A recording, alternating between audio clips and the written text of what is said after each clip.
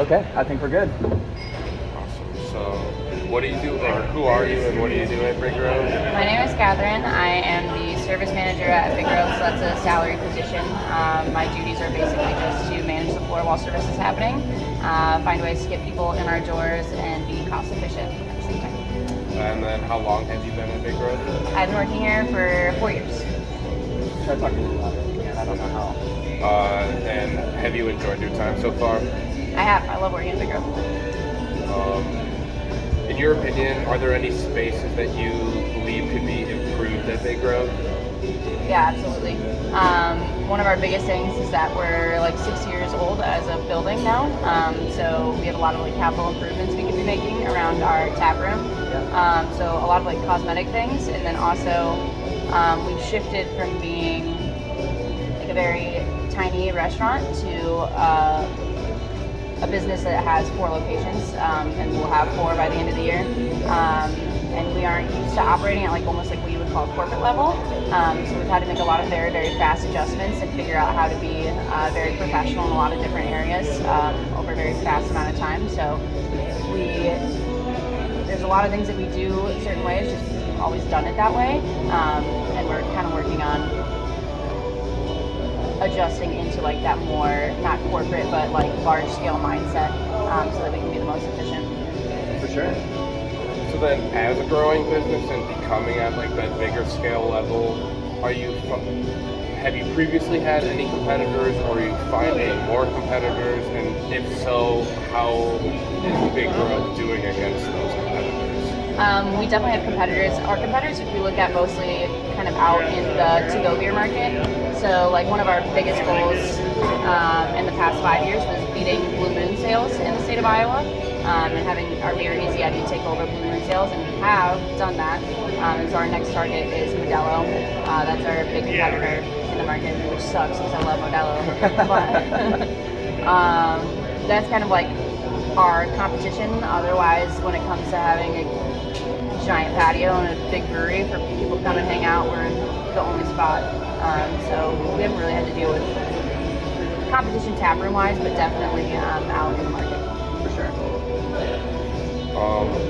And then at Big Grove, so you guys are clearly, growing company, getting successful, have been successful. Is there a way here at Big Grove in measuring success? Yeah, so I don't get to look at like a lot of our financials, obviously, but yeah, I mean, we've got people upstairs that are crunching numbers all the time. In like my scale manager meetings, where we have a scorecard that we look at every day, and it's what is our labor percentage cost looks like, what's like our cost of good, what's our liquor and wine inventory, what were our comps for the week, all of that, and we have a scorecard that kind of goes over all of that, and if we're hitting our margins on that scorecard, we're doing really well. Nice. And then so here, we're in Coralville, Iowa City, so we're right next to the University of Iowa. So is there, for this location, is there a main group that you're targeting towards? And then also, you might not know this, but like for the whole entire Big Grove, is there like a main group of? We do have a demographic, and I'm gonna just ballpark it, but I know that our numbers, it's from like 20 to like 47-year-olds in the state of Iowa that like craft beer. So we try to initially go towards like the OG craft beer market, which was like people that were just like kind of getting into their drinking, right? We're not just like doing vodka cranberries at Spoko. And so we kind of shifted to the older demographic, and now we are actually targeting a little bit more towards Gen Z with some of our newer projects. So while we like to keep this crowd, we have them super locked in, and we are kind of looking towards grabbing some of Gen Z. For sure. Bundling them in with us. So far, are you happy with the results that these new endeavors have been leading to? With the release of Citrus Surfer, I would say the branding on it looks really nice. I think they have the right idea. It's hard to get a bunch of like 50-year-old men up in a room and figure out how to figure out Gen Z and what they might be into. But I think our marketing team kind of really nailed it on the head with that beer. It's a low percentage. Like I said, the branding's spot on. They're doing a lot of marketing with it to really, really get it out there. So I'm satisfied with that. And then, like I said, just like the vibes here are really hard to recreate at other places, especially in the summertime. So I think we succeeded that. The biggest qualm that or like issue that we run into is like how to get people in the doors in the winter, especially younger people. Yeah. Yeah. For sure. I hear that. And then to that you said, I think like 22 to 47 of that group of people. Is there do you guys have promotions to attract them, or what are you doing to attract that main focus group? So a lot of it, I mean, is just, I don't know, we have things that we do because we've always done them.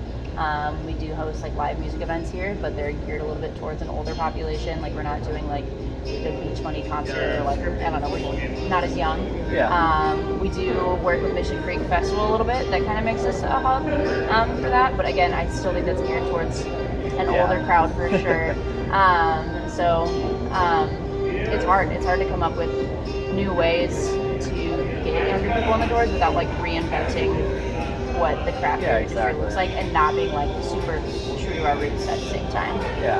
Well, I feel like you have to change a lot about this location and every location if you wanted to do that. Yeah. So there are things that we are doing, like Citrus Surfer, and then we are looking again like at our summer concert series and stuff, trying to not just have Dad Rock playing on our patio all summer long.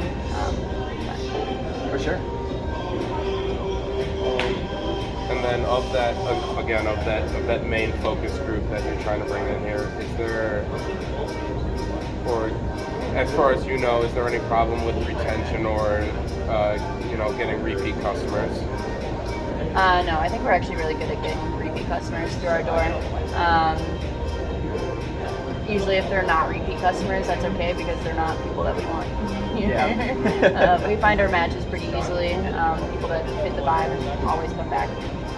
Yeah. People that say they're never coming back again, it's like, that's okay. For sure. A little thing I'd like to add as well is I've noticed, even like serving yesterday, our repeat customers do a good job at bringing new customers as well. Like yesterday, I think 2 or 3 times I went to a table and one person had already been here and they brought 2 or 3 other people with them that hadn't not yet. So I think we do a pretty good job at that. And then I think this is the last one we have, but so like you were saying, for like the younger demographic, it's kind of hard to figure out how to get them in the doors. So like, is there anything that you want to expand on, or is like the company itself is trying to expand on to bring more of that target audience, or maybe that younger target audience? Yeah, for sure. So we talk a lot about like the events that we do and kind of restructuring some of our events. A lot of them are really like upper scale and priced at like a really high price point, and that's just not what people are really into anymore. So we're talking a lot about kind of like reinventing our community events that we host all the time, our music program, just to try and like lower our demographic a little bit and get those younger people in. That's something that we're working on, and those are definitely factors that you want to look at. Because you can ask the question like, how do we get Gen Z to be into craft brew scene? They're not super millennial, right? Yeah. But those are things that we look at to not so are they coming here for our beer first or like our environment first? A lot of the time people, like younger people, are coming here for our environment. So we're trying to push our environment in a way that is appealing to the younger crowd. For sure, and I feel like that's one of the main reasons why the winter is difficult as well, because our environment is so integral outside. When that gets closed off like it currently is, it's difficult. Yeah, I'd agree. Cool. Well, do you have anything else? That is it. Thank you. Awesome. Yeah, thank you. We'll try to get back to you soon. Yeah, thanks.